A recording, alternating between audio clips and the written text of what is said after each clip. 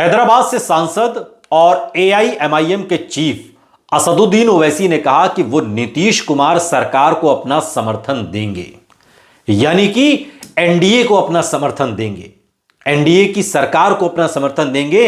BJP Nitish Kumar, चिराग, उपेंद्र कुशवाहा, मांझी को अपना समर्थन देंगे। लेकिन इसके साथ ही उन्होंने एक शर्त भी रखी।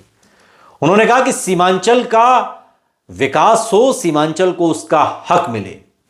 ओवैसी ने यह बात आमौर की एक जनसभा में कही। उन्होंने कहा कि सीमांचल दशकों से उपेक्षा का शिकार हो रहा है और अब स्थिति सुधरनी चाहिए।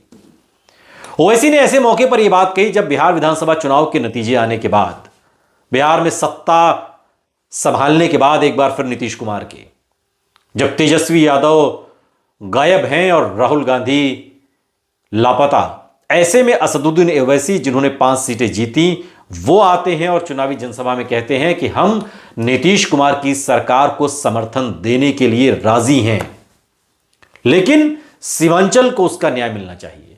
सिर्फ पटना और राजगीर तक विकास सीमित नहीं रहना चाहिए।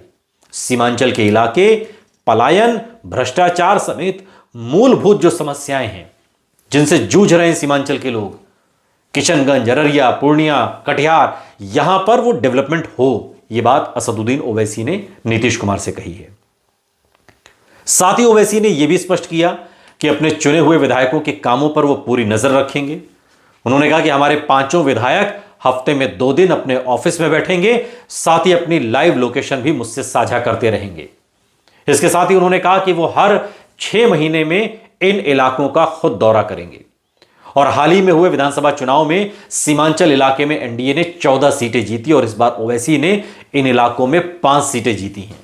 पिछली बार भी ओवैसी ने 5 सीटें जीती थी।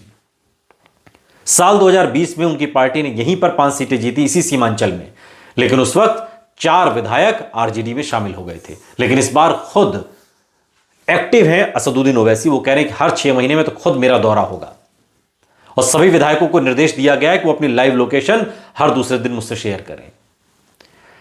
इस बार के चुनाव में यह तय हो गया कि सीमांचल का यह इलाका उनकी पार्टी पर कितना भरोसा करता है।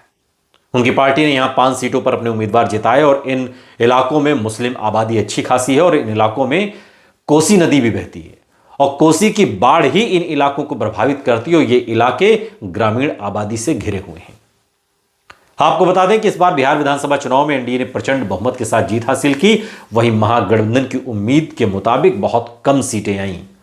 नीतीश कुमार ने 10वीं बार राज्य के मुख्यमंत्री के तौर पर शपथ ली और अब ओवैसी एनडीए को अपना समर्थन देने के लिए राजी हैं।